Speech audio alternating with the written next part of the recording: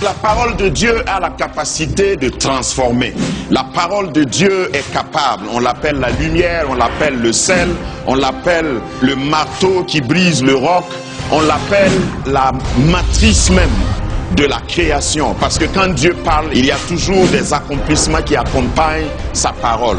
Et lorsque je vais déclarer de la part du Seigneur, le problème qui était trop lourd pour toi ne sera plus porté par toi.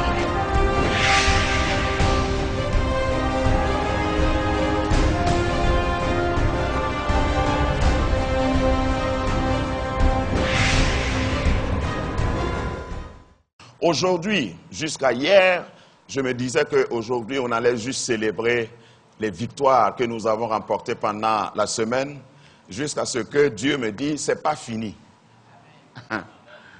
Dieu me dit, c'est pas fini. Il y a un autre ennemi qu'il faut traiter. Un ennemi qui peut se glisser au sein du peuple de Dieu et il s'appelle Akan. Pour ceux qui connaissent leur Bible, vous savez qui est Akan. Donc mon message est titré « Démasquer et neutraliser les Akans du camp ». Nous sommes dans un camp, et il y a des Akans dans notre camp. Tu es dans une famille, dans ta famille, il peut y avoir des Akans dans ta famille. Tu es dans une église et dans ton église, il peut y avoir des Akans.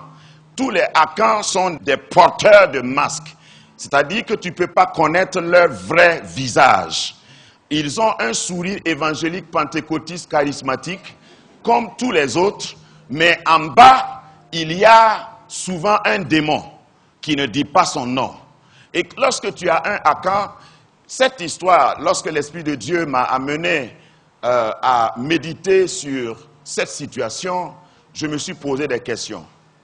Justement, théologiquement, dans la nouvelle alliance, un homme ne peut pas pécher pour qu'on punisse tout le monde. Depuis que Jésus est venu. Jésus est venu mourir, lui seul, juste, pour que tous ceux qui confessent son nom soient sauvés. Donc, si tu es avec moi et tu pêches et moi je n'ai pas péché, normalement, on ne doit pas me punir. Ça, c'est dans la nouvelle alliance. Mais dans l'ancienne alliance, l'histoire de Akan nous montre qu'au milieu de nous, malgré ta bonne volonté, malgré ton engagement, quelqu'un peut être avec toi et il va te corrompre par son comportement, par son péché, il peut bloquer ta route, ta progression. Je ne suis pas en train d'établir que c'est une règle. Dieu ne punit pas le juste avec l'injuste. Dieu ne punit pas le juste avec le coupable. Dieu fait la part des choses, surtout que nous connaissons Jésus. Désormais, la règle, c'est que l'âme qui pêche, c'est celle qui mourra. Néanmoins, il y a des victoires communautaires ou communes ou publiques ou familiales et il y a des victoires individuelles. Les victoires que nous devons remporter ensemble peuvent être polluées, peuvent être ternies par le péché d'un seul individu. Victoire de groupe, la victoire de groupe exige la fidélité du groupe. Après avoir déraciné, démoli les Baals, les autels de Baal, les autels ancestraux, il faut que nous pensions au Akan. Dis-moi, démasquer les Akans. Neutraliser les Akans. Ok. Si ton voisin n'a pas dit ça fort, il faut faire attention pendant tout le message. Parce que, au fait, la particularité de Akan est qu'il est au milieu des autres, au milieu du peuple. Mais il s'appelle Akan. Je vais déjà vous rappeler que son nom veut dire trouble-fait, ou celui qui crée les troubles. Akan là veut dire trouble. Ça déjà, ça te dit quelque chose, non? Tout Akan est celui qui cause des troubles. Nous allons faire une lecture. Je sais que ton voisin ne connaît pas tellement l'histoire de Akan, donc nous allons lire tout le chapitre. Les enfants d'Israël commirent une infidélité au sujet des choses dévouées par interdit. Akan, fils de Carmi, fils de Zabdi, fils de Zérak, de la tribu de Juda, prit des choses dévouées, c'est-à-dire des choses interdites. Et la colère de l'Éternel s'enflamma contre les enfants d'Israël. Je fais remarquer que on dit les enfants d'Israël commirent une infidélité. Est-ce que c'est tous les enfants d'Israël? Les versets qui suivent nous choquent parce que ce n'est pas tous les enfants d'Israël. Verset 3. Il revint auprès de Josué et lui dit, il est inutile de faire marcher tout le peuple. 2 ou 3 000 hommes suffiront pour battre Haï. Ne donne pas cette fatigue à tout le peuple, car ils sont en petit nombre. 3 000 hommes environ se mirent en marche, mais ils prirent la fuite devant les gens d'Haï. Les gens d'Haï leur tuaient environ 36 hommes. Ils les poursuivirent depuis la porte jusqu'à Shebarim et les battirent à la descente. Le peuple fut consterné et perdit courage. Josué déchira ses vêtements et se prosterna jusqu'au soir, le visage contre terre, devant l'arche de l'Éternel, lui et les anciens d'Israël. Et il se couvrit la tête de poussière. Josué dit, « Ah, Seigneur Éternel, pourquoi as-tu fait passer le Jourdain à ce peuple pour nous livrer entre les mains des Amoréens et nous faire périr? Oh, si nous eussions su rester de l'autre côté du Jourdain. De grâce, Seigneur, que dirais-je après qu'Israël a tourné le dos devant ses ennemis? Les Cananéens et tous les habitants du pays l'apprendront, ils nous envelopperont et ils feront disparaître notre nom de la terre. Et que feras-tu pour ton grand nom? L'Éternel dit à Josué, lève-toi. Pourquoi restes-tu ainsi couché sur ton visage? Israël a péché. Ils ont transgressé mon alliance que je leur ai prescrite. Ils ont pris des choses dévouées par interdit. Ils les ont dérobées et ont dissimulé. Et ils les ont cachées parmi leurs bagages. Aussi, les enfants d'Israël ne peuvent-ils résister à leurs ennemis? Ils tourneront le dos devant leurs ennemis, car ils sont sous l'interdit. Je ne serai plus avec vous si vous ne détruisez pas l'interdit du milieu de vous. Lève-toi, sanctifie le peuple. Tu diras, sanctifiez-vous pour demain, car ainsi parle l'Éternel, le Dieu d'Israël. Il y a de l'interdit au milieu de toi, Israël. Tu ne pourras résister à tes ennemis jusqu'à ce que vous ayez ôté l'interdit du milieu de vous. Vous vous approcherez le matin selon vos tribus. Et la tribu que désignera l'Éternel s'approchera par famille. Et la famille que désignera l'Éternel s'approchera par maison. Et la maison que désignera l'Éternel s'approchera par homme. Celui qui sera désigné comme ayant pris ce qui était dévoué par interdit sera brûlé au feu. Lui et tout ce qui lui appartient pour avoir transgressé l'alliance de l'Éternel et commis une infamie en Israël. Josué se leva de bon matin et il fit approcher Israël selon ses tribus, et la tribu de Juda fut désignée. Il fit approcher les familles de Juda et la famille de Zérach fut désignée. Il fit approcher la famille de Zérach par maison et Zabdi fut désigné. Il fit approcher la maison de Zabdi par homme et Akan, fils de Carmi, fils de Zabdi, fils de Zérach, de la tribu de Juda, fut désigné. Josué dit à Akan, mon fils, donne gloire à l'Éternel, le Dieu d'Israël, et rends-lui hommage. Ça veut dire, fais ta dernière prière. Dis-moi donc ce que tu as fait, ne me le cache point.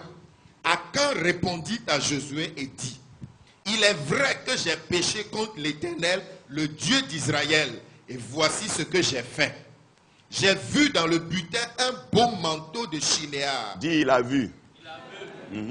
200 cycles d'argent et un lingot d'or du poids de 50 cycles. Je les ai convoités Dis, il a convoité. et je les ai pris. Dis, il a pris. Ils sont cachés dans la terre au milieu de ma tente. Et il doit mourir. Et l'argent est dessous. Josué envoya des gens qui coururent à la tente. Et voici les objets étaient cachés dans la tente d'Akan. Et l'argent était dessous. Il les prit au milieu de la tente, les apportèrent à Josué et à tous les enfants d'Israël et les déposèrent devant l'Éternel. Josué et tout Israël avec lui prit Akan, fils de Zérach, l'argent, le manteau, le lingot d'or, les fils et les filles d'Akan, ses bœufs, ses ânes, ses brebis, sa tente et tout ce qui lui appartenait. Et il les fit monter dans la vallée d'Accor. Josué dit, pourquoi nous as-tu troublés? L'Éternel te troublera aujourd'hui. Et tout Israël le lapida. On les brûla au feu. On les lapida. Et l'on éleva sur Akan un monceau de pierre qui subsiste encore aujourd'hui. Et l'Éternel revint de l'ardeur de sa colère. C'est à cause de cet événement qu'on a donné jusqu'à ce jour à ce lieu le nom de vallée d'Accor. Seigneur, merci. Devant ta parole, nous nous inclinons et nous démolissons toute hauteur. Nous abaissons et abattons tout orgueil. Du milieu de nous, nous faisons taire tout bruit. Nous voulons que toi seul parles, que ta parole retentisse, que tes brebis reconnaissent ta voix, que tes brebis ne connaissent pas ou ne suivent pas la voix d'un étranger. Seigneur, prends possession de toutes mes facultés. Ton peuple doit être nourri, équipé. Seigneur, permets que quelqu'un sorte plus vigoureux, plus fort que quand il est entré ici ce matin. Tu connais le nom de chacun. Tu connais la position et le cœur de chacun. Seigneur, parle à ton peuple. Au travers de moi, de ma petite personne, que Seigneur, tu manifestes ta grandeur. Tu manifestes ta gloire. Prends place au milieu de nous. Siège, signe des décrets en notre faveur. Corrige, reprends s'il le faut, afin que nous soyons propres à toute bonne œuvre, au nom puissant de Jésus. Amen. Je crois que ce récit est assez interpellateur, même si on ne développait pas. Akan, c'est un Israélite. C'était même quelqu'un, selon certains chercheurs, historiens de la Bible, qui était un notable dans sa tribu, la tribu de Juda. Il est quelqu'un qui a participé aux excursions, aux guerres. Vous savez que Josué n'est pas seulement un prophète ou un leader, il est un général d'armée. Personne n'a combattu comme Josué dans la Bible. Même David n'a pas fait autant de combats que Josué. La plupart du temps de la vie de Josué, quand Moïse est mort, Josué a été un leader militaire. Il a conduit des excursions pour battre. Tout le monde se rappelle au moins de Jéricho. Tout le monde sait ce qui est arrivé à Jéricho. C'était avec Josué. Et justement, ce récit vient exactement après Jéricho. Jéricho était une ville fortifiée et barricadée, nous dit la Bible. Il y avait des chars qui gardaient Jéricho. Jéricho était plus fort, ou plus forte, si on parle de la ville, que Haï. Et ici, Haï était une petite ville, au verset 2, que nous n'avons pas lu. Ils sont allés faire des enquêtes pour voir quelle est, parce qu'ils ont fait la même chose pour Jéricho, pour Canaan aussi. C'était la technique de guerre de l'époque. On envoie d'abord des émissaires, des espions pour explorer et voir la capacité de l'ennemi avant d'aller attaquer. Ils l'ont fait pour Haï, cette petite ville, et les espions sont revenus dire à Josué, ce n'est pas la peine qu'on engage toute l'armée, c'est inutile, parce que c'est une petite ville. Mais en fin de compte, ils ont été défaits. ils ont été vaincus. Je parle d'Israël, du peuple d'Israël, à cause d'une seule personne. Grâce Académie, une vision, une plateforme, un cadre d'expression et d'épanouissement pour tout l'homme.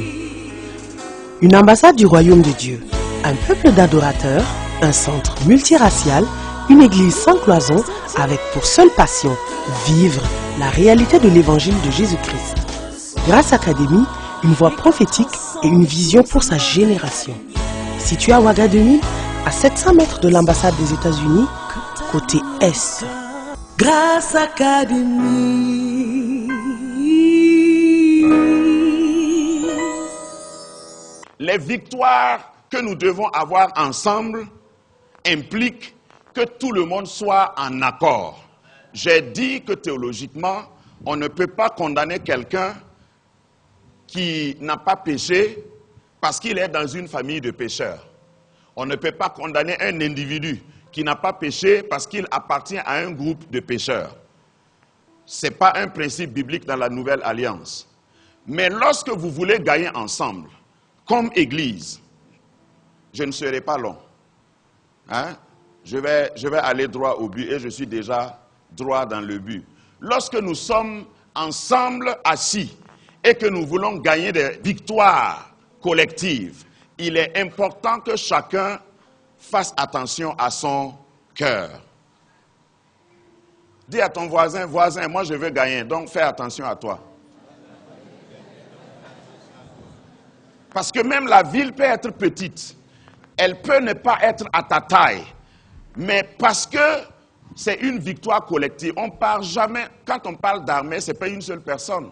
Quand on parle d'équipe de football, ce n'est pas une seule personne. Toi seul, tu ne peux pas aller et finir le match et gagner le match. Il y a une règle dans tout ce qui est équipe et vous devez aller ensemble. Vous devez aller avec la même détermination vers le même objectif. Dans certaines équipes, je parle toujours du football, que c'est la discipline qu'on connaît le plus, il y a des gens au cours d'un match qui mettent des buts contre leur camp. J'ai suivi ça une fois, mais à la fin du match, parce que malheureusement, celui qui a mis le but contre son camp, c'était le seul but qui les a éliminés. Et à la fin du match, on a été obligé de faire entrer une ambulance sur le terrain pour qu'il entre dedans. Il n'est pas malade, hein, mais il est rentré dans l'ambulance pour qu'on le sorte. Tous les supporters voulaient régler son cas. Ça, c'est ce qu'on réserve aux Akans. Comment peux-tu rester au milieu du peuple de Dieu et lutter contre le peuple de Dieu et l'empêcher de gagner sa victoire? Il y a des victoires collectives que Dieu nous a promis en tant qu'Église locale. Il y a des choses que Dieu veut que nous gagnions en tant qu'Église locale. En tant que Burkina Faso, Église du Burkina, il y a des objectifs que Dieu a fixés pour nous dans cette génération. Donc les églises prient globalement, chaque église doit faire un effort d'être en connexion avec la vision de Dieu du moment. Les églises, indépendamment, chaque église locale a un objectif à atteindre, a une vision reçue de Dieu et chaque membre de cette église doit s'accorder. Même à la Pentecôte, Dieu a attendu que les 120 soient dans le même accord avant que l'Esprit de Dieu descende. Même avec la promesse de l'Esprit de Dieu, si on n'est pas dans le même accord, il n'y a pas Pentecôte. Voilà l'importance d'avoir un cœur pur, un cœur uni aux autres. Malheureusement, dis avec moi malheureusement, il y a des chrétiens qui viennent à l'église, mais qui viennent comme des Akans. Tout ce qu'on a dit que c'est interdit, c'est ça qu'ils font. Qu'est-ce que l'interdit aujourd'hui? L'interdit représente quoi dans notre milieu?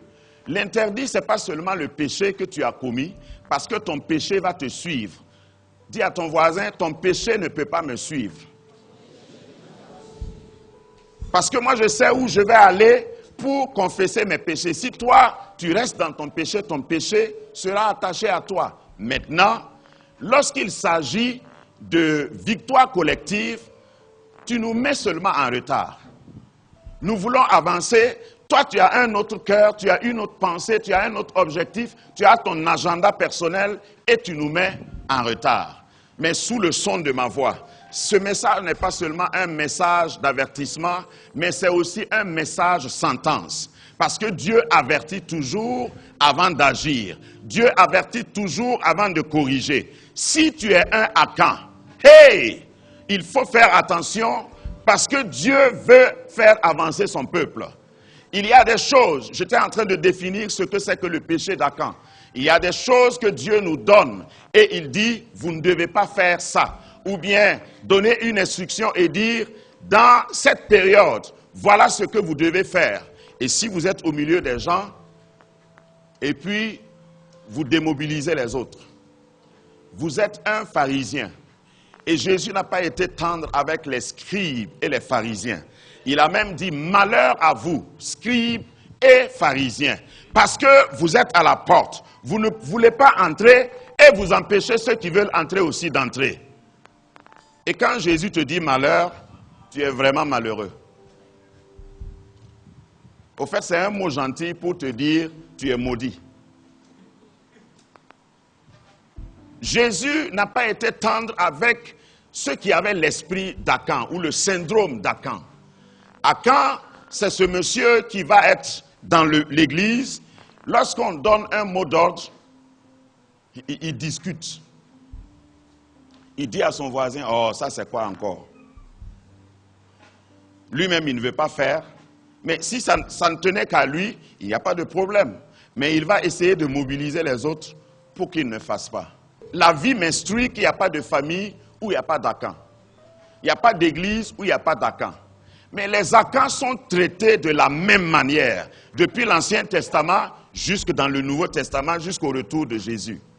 Lorsque tu ne suis pas la direction du Seigneur, lorsque tu ne luttes pas pour la cause commune, qui est celui de glorifier Dieu, d'amener le règne de Dieu sur terre, et que l'Église avance, lorsque tu luttes contre ça, tu es un Akan.